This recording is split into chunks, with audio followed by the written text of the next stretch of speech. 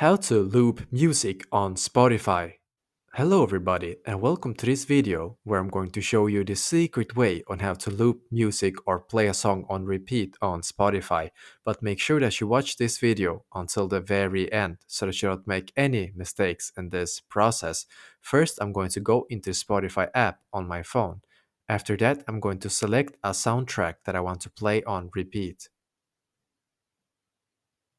After I have found a song, I will need to click right here to get it up on my screen like this. And after that, I'm going to click here to loop this song.